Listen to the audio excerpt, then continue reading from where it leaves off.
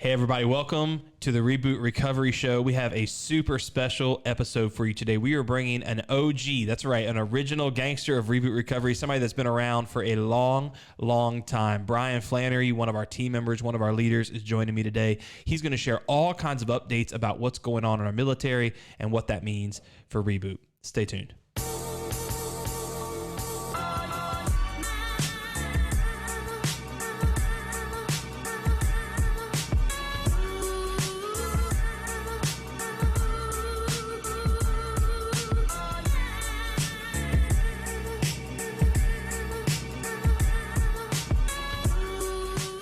Hey everybody, I'm Evan Owens, the host of the Reboot Recovery Show, and I am joined today by one of my best friends, one of the best guys you'll ever meet. Bryan Flanery is here with me. Bryan, you've been around Reboot for a long time. How many years now? Right at 10, man. Oh my gosh, a long time. Yep, and so today we're going to be talking about all kinds of things military related. So if you're a veteran or if you're a military spouse, lots of good information we're going to share today. But also, one of the things that you should know about Bryan and I is that when you've done some of the things that we've done together, we've been all over the country doing ministry work together. We've spoken at events together. We have a lot of downtime. We have a lot of time to kill in between things. And so we have gotten ourselves into some pretty funny situations. And so we're hopeful that this is going to be, most Reboot Recovery shows are pretty serious. I'm hopeful that these next couple episodes are going to be a little lighter, bring a little bit of humor to your life. And we're going to share some behind the scenes stories that have never been told, mostly embarrassing about him. I rarely do anything embarrassing. Yeah, rarely. But we're going to be sharing some stuff. So Bryan, first, give us kind of the update. Not everybody listening, not everybody watching necessarily knows you or knows as much of your story. So would you just give us a little snapshot of your story, but also leading up to how we actually met? Because I think that's a pretty neat story. Yeah, absolutely. So, like most people, I had a troubled youth and got into a lot of trouble.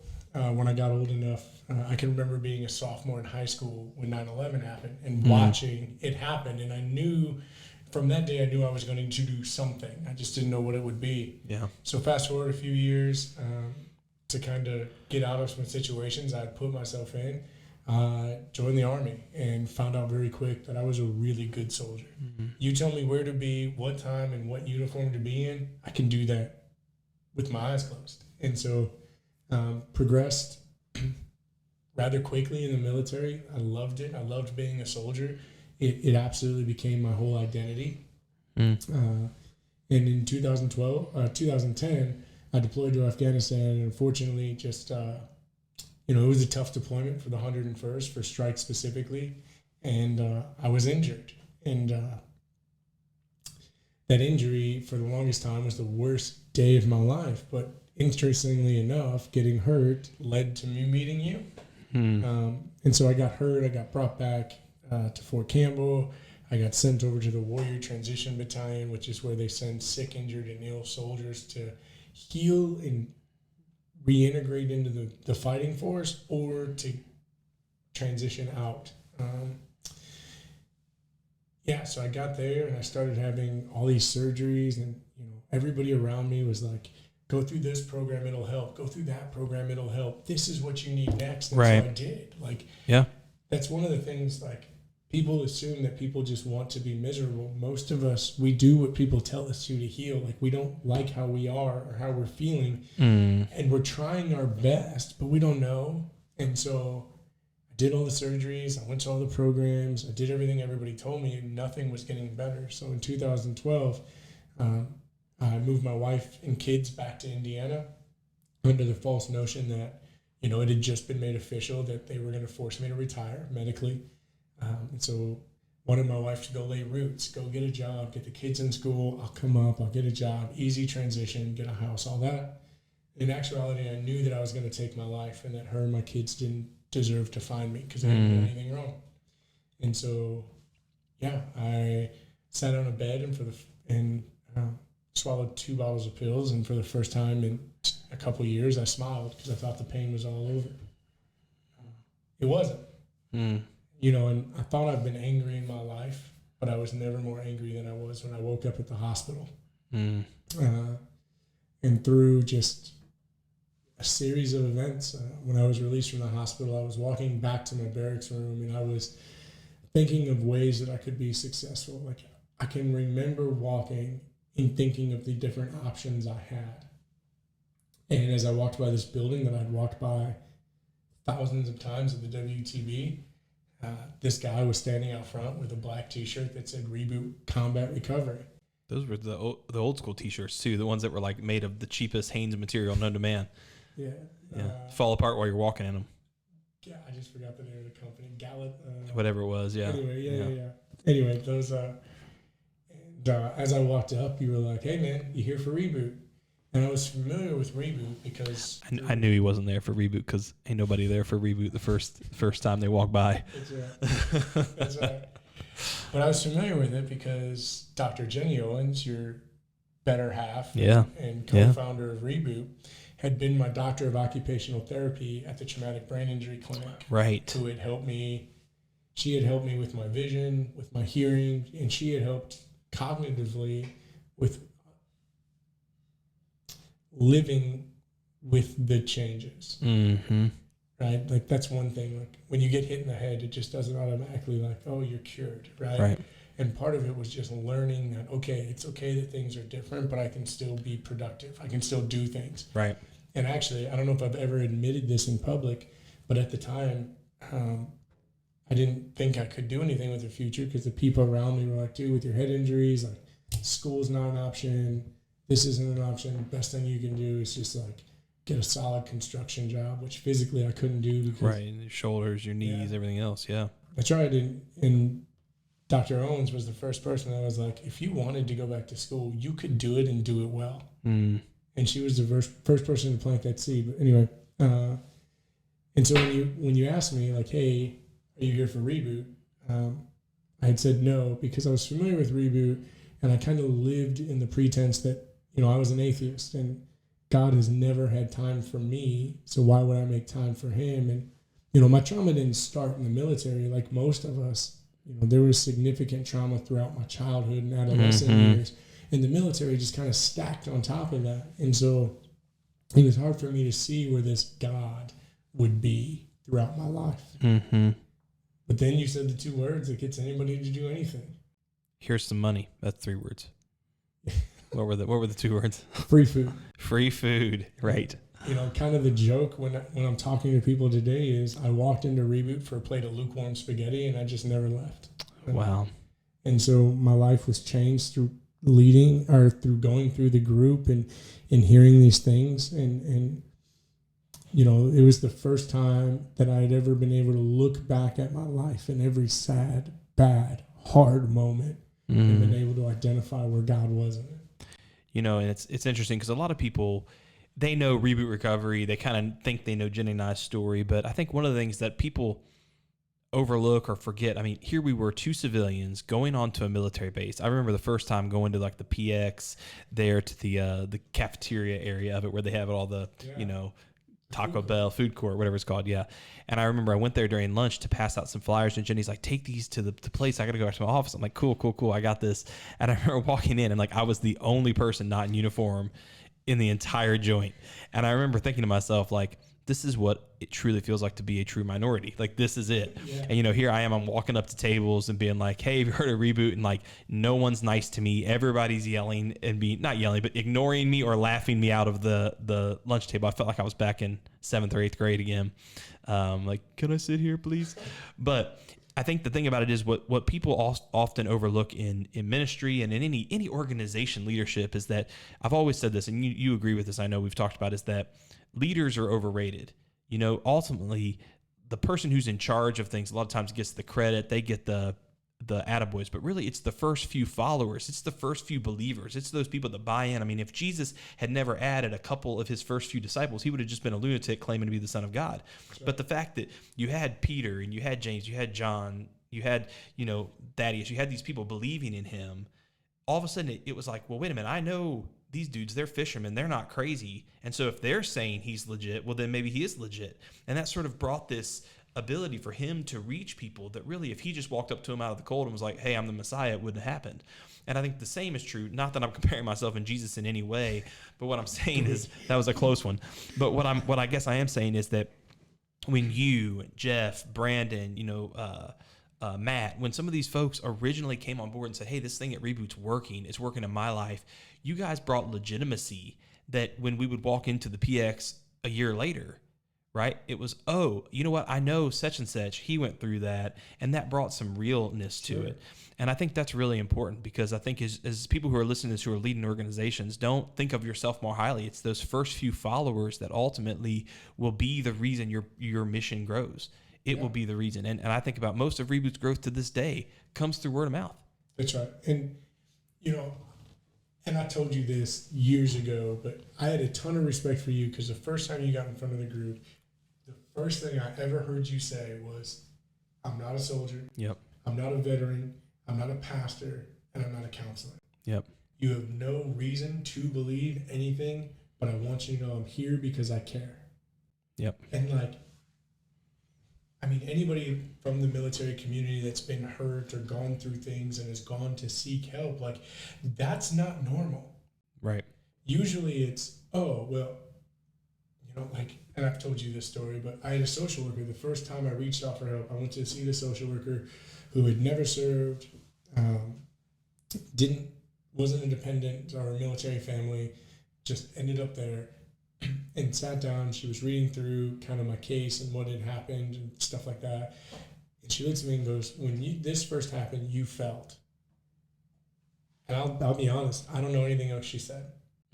Oh, because she assumed she knew how you felt. That's right. Got it. It's like, how can you tell me how I felt when you haven't been through it? Yeah. And whereas, so the difference was like, you were on the other side of the spectrum, right? You were like, I don't know, I haven't been there. There's no reason for you to believe me, but I'm here because I care. And it was just, I don't know, it changed everything for me. And I think one of the coolest things, after I graduated, I got invited back to my unit for an award. And when I walked in and was walking around, like, even some of my old soldiers were like, who are you? Yeah. Like, yep. Because I had been so angry and I had been so, honestly, I can't think of a better word, but desperate. And everybody had seen it, and everybody knew me as the frequently intoxicated, angry, like, don't cross on Flanery. And I just wasn't that anymore. Yeah. You know, it's interesting. I remember early on there was a guy named Aaron in our groups. This is even before you, but it was interesting that, you know, I am not a rugged outdoors kind of guy. I drive a sedan. I don't drive a Jeep or a pickup truck. I don't pretend to be this macho guy who knows how to survive in the wilderness. Unless there is a restaurant nearby the wilderness, I'm going to starve to death. And unless the wilderness has clean sheets every night, I'm going to be pretty unhappy. And so some of these vets took it upon themselves to authenticate my manhood, to become a guy's guy. And I remember one time, Aaron, I hope he listens to this, you know, this was way back. It's like 2011, 2012. He had a four-wheeler and he was like, hey, let's go four-wheeling. And I was like, I've never four-wheeled before. I show up, it's only one four-wheel. I thought it was going to be like I had mine, he had his. I hop on the back. This joker starts off like 65 miles an hour through this crazy field. I'm like, this is the moment I die, right? Or like another time he had a motorcycle. He's like, hey, take the motorcycle for a ride around the block. I'm like, all right. So I get my helmet on. I was like, do you guys have any shoulder pads? Like, I need some stuff. So I start driving the motorcycle. And as I drive by he and his wife yells out to me, and she's like, you know, turn the throttle to go faster. And on the video, you see me as I'm going away from them yell as I turn around, I don't want to go faster as fast as I can. I'm trying to just get off this thing. But man, over the years, I will say one of the things that Reboot has done for me in my life is hanging out with veterans. Veterans are hilarious. I will just say that. Like, the business community has like this cheesy sense of humor, but the veteran community, for one, they have a dark sense of humor that once you get to know is absolutely endearing. I mean, it truly is. But number two is there's also this sense of brotherhood where there's so much trust and love that nothing is off limits in a way that is truly in a unique, authentic friendship. I mean, it truly is. And I think it probably starts deploying in combat where you're together for, you know, you got them and that's it. Yeah. But I remember one of the games we played, I want to tell a couple quick stories on us. One of the games we played, we just got back from a 2 or 3 week trip to California. And when we first got there, Bryan and I saw this really nice Tesla. And we had this idea, what if every time we saw a Tesla, we were going to have to tell the other person something about ourselves that they didn't know. And or that nobody knew. Pretty well. Very well. Yeah. I mean, this was not our first trip. We're not new. And nobody told us that there was a buy one get 15 free on Teslas. Who knew that every car in California is a Tesla? It's a freaking Tesla. Like we didn't even get to listen to music the rest of the ride, because the whole time we were in the car, I was like, oh. And so by day like 2 of playing this game, we're telling stories that like no one knows about us, stuff that like you don't want to confess to anybody. And at points there starts to be that moment where you're like, I don't even want to know that about you. Like, don't tell me this, you know? And so that's an example though of where those are the kinds of friendships that are pretty unique, you know? But then there's the flip side of it, which is sometimes this need to me to be more manly, me to try to level up to that veteran status of cool points hasn't played out for me. Yeah, so I'll gladly share this story. Oh, Lord help us. So we were in Oklahoma. It was one of our first expansions, right? Like, I can remember sitting around your house in like 2013 and dreaming, like, what if this could become a movement? Like, what if we could expand this and help other people heal where they are? Yep. And it was happening. It was like 2014, 2015, somewhere in there. Ken Manuel through Life Troops was starting it out in Oklahoma. Yep. Out of Oklahoma City. So Evan, myself, Eric Hampton, and Brandon Brown. No. Oh, was it Brandon or was it Jason? It was Brandon. Jason it was Brandon on that trip. Yeah. Brandon went with us first time. Jason went with us second. Yeah. So we get in this minivan and we head out there. First off, Evan set up Jason Coleman for failure because Jason had never really hung out with veterans. Evan was at another event in Colorado, so he flew to Oklahoma City. Jason meets Brandon and I for the first time in the minivan, about to drive all the way to Oklahoma City, which was great. It was fun. But we get there, and there's a bunch of Marines and Army vets, a couple Navy. And, I mean, you know how it goes. Like, everything becomes a challenge. Everything becomes... And somehow, I still don't remember exactly how it happened, but I had said something... Somebody had said something about push-ups, and I said something about I could absolutely do 20 push-ups right now. And at this point, I was in good shape. I was working out a lot. And somebody was like, and it wasn't me. I always get credit for it, but it was not me that said it because I knew you. We were doing that. Oh, I knew who it was. But somebody had said Evan couldn't do 20 push-ups if his life depended on it. Yeah. And I've never, like, if you don't know Evan Owens personally, he is not a prideful man. He doesn't peacock his chest. He's not somebody that feels like the beat on it. But I have never seen him so quickly go, yeah, right, I got this. Yeah. And so he gets down and he starts doing these push-ups. First off, they set him up for failure. He was in a parking lot that was on a hill. Okay, that's important to this story. So it was on a slight hill. Can we edit this out afterwards on the podcast, Colby? That'd be helpful if we could. That'd be nice. No, go ahead. I forgot how embarrassing it is. Okay. So I'm getting embarrassed. He gets down and I asked you before we started. I know. Go ahead. It's too late to stop now. So he gets down and he's doing these push-ups. Or he gets down. Knocking them out. He gets down to start push-ups and he does one. And the guy goes, 1. And Evan goes down and he goes, 2, 3, 1. And Evan looks at him like, you don't know how to count, bro. Like, what are you doing? And nobody told Evan, to be fair, that he was doing 4-count push-ups. And it was mean and cruel, but you know it was a Marine that did it. So I had to get to 80 push-ups. Yeah, but Evan's just down there, and he's just cranking away. And I'm literally standing there, and I'll be honest, part of me was, like, super prideful because Evan is such a good friend, and I was like, yeah, gotcha. But I was knocking these bad boys out. I was crushing them. And I was like, I refuse to be embarrassed. And I remember exactly who this dude is. He's probably listening. Yeah, but the Rouse family, he was there. And he was like, 1, 2, 3. And I was like, oh, boy. So cracking me up. He gets to 19, which means he's already done 68 push-ups. And he's just got 12 more. And he starts, and then all of a sudden, Evan decides he's going to clap. I'm gonna do a clap push-up. And so he pushes up and he claps and I still don't think he realized he was on an incline and he didn't have as much room as he thought. And he headbutts. Face first out of the concrete. And it was bad. Dude. He comes up, his nose is bleeding, it's red, it's all this stuff. My tooth, bad. But he finished the push-ups and then he stood up and just started to walk away. Well, here's the other part of the story. So somehow you know how it is when you hurt yourself, men. Come on now, you're like, you all right? Oh yeah, I'm good. So Evan walks away, and I get in our minivan. Well, and I had given him $20 because there had been a $20 bet. You forgot about that part. I knew you did. When you said I could tell the story, I knew you forgot about that.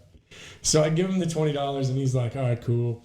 Like, he's angry. Like, he's not talking. We stop at a Walgreens so he can grab some stuff to clean up. No, I need some ice because my nose and face is swelling at this point. He's like, he's not talking to anybody. The whole ride is silent. Well, I'm in pretty bad pain. I think I thought I broke my nose. Well, here's the deal.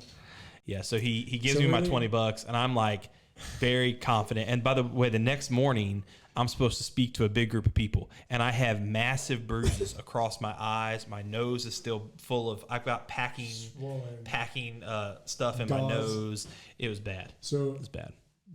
So we go to the event. He speaks. Everything's fine and dandy, and then we get back in the minivan, and I said, "Hey, Evan." And he said, "Yeah, bud." And I could tell he was cooled off a little bit. And I said, "Do you remember yesterday?" And he looks at me and he's like, "Yeah, of course I remember." And I was like, "Well, do you remember during the training when you told me that you kind of had a headache?" I said, "Yeah." And he was like, "And you gave me $20 to go get you Tylenol?" And you were like, "Yeah." I was like, "You never got your Tylenol." And he goes, "What? Yeah." And I was like, "You know that $20 I gave you for the push-ups, that was actually your $20. So he gave me my own $20 back after all of that. And, you know, and I think this story sounds stupid, but it shows a funny dynamic that I think is important, because I think there's this mindset that still exists so heavily in our country, which is veterans are the only ones who care about and can support veterans. That's right. And I think that there's, you know, what is it, 0.4%, less than 0.5% of people who are eligible served in the war that we just ended in the OIF-OEF conflict. And so if you think about that, that means that 99.6% of people then don't care and aren't willing to help and aren't able to help. And that's a lonely way to go through life. You know what I mean? It's a tough way. And as a civilian, I can tell you that if I wasn't super intentional about being almost a missionary to the military community, sure, if I wasn't super intentional, you know, it would have been very intimidating to enter into. But I think that what this shows is just that overcoming some of those cultural barriers is there's a sweetness and a richness that can happen both in friendship but also in healing that I think we're missing when we only say veterans can help veterans, civilians can help civilians, people who have dealt with domestic violence can help. There's a richness that when we have a shared experience of life hurt us, right, but we're in this together, something cool can happen. Yeah, and I mean that philosophy is flawed for many reasons, but like, because if we take that philosophy at face value, I shouldn't be able to help homeless people because I'm not currently homeless. Right. You know what I mean? Like, and Jesus shouldn't have been able to help sinners. That's right. Because he wasn't a sinner. I shouldn't be able to help widows and orphans because I'm neither. Right. Like, that's great. Good point. And so that being the case, like, here's the thing. My life was changed by two civilians who didn't need to. Like, and that's the one thing that, like, I don't think people understand. Evan Owens and Jenny Owens were doing just fine before Reboot. One was a doctor. One was an executive for a big company in Nashville. Like, when God said, I want you to leave this for this group of people, they could have easily told themselves no. They could have been Jonah and been like, you know what, God, you're right. Somebody needs to do it. Oh, yeah, I've heard about Fort Campbell. Yeah, we could have. You're right. I'm going to help pray that somebody steps up. But they didn't. They said, they literally, Isaiah 6, like, here we are, God, use us. Yep. And they threw everything to the side, and they fulfilled what God had called them to do with the fullest of intensity. And because of that, people noticed. Because of that, when people walked in, I can tell you this. I've sat through hundreds of groups with Evan Owens where one of us is leading or both of us are leading. Neither of us are leading. Nobody cares when he's in the room that he's a civilian, that he didn't serve, because what they see is somebody that woke up and decided to be a bridge person, that he was willing to set all of his personal goals and aspirations to the side to help a community of people that he didn't have to. Thank you, man. I appreciate that. But I think simultaneously, you've done something that I hope a lot of other veterans do, which is veteran is something that you did, right? It is not who you are. Yes, you are a veteran by status. Sure. But I think there's this idea that somehow that our military service is all that will ever define us. You know what I mean? Yeah. And I think that hopefully I've played a role in helping some veterans see that, yeah, they're a veteran, but they're also a father. They can also be an entrepreneur. They can be a salesman, a marketer, an engineer. They can be all these other things. on top of that, and they can use it. And I think a lot of people who have done well with their military careers know that, but I think a lot of people, especially those who plan on being lifers, feel really lost when they get out, and they don't have any civilian bridge. They don't have anybody like us in their life that are like in the business community that say things like, dude, you could go to college if you wanted to. They don't have that. All they have is their other friends who are still lifers. You know, they're 20 years in, and that's all they've known, you know. And there's like for me, like I can remember the exact moment that it happened. It was during the second rotation I went through REBOOT as a participant, and it was during identity.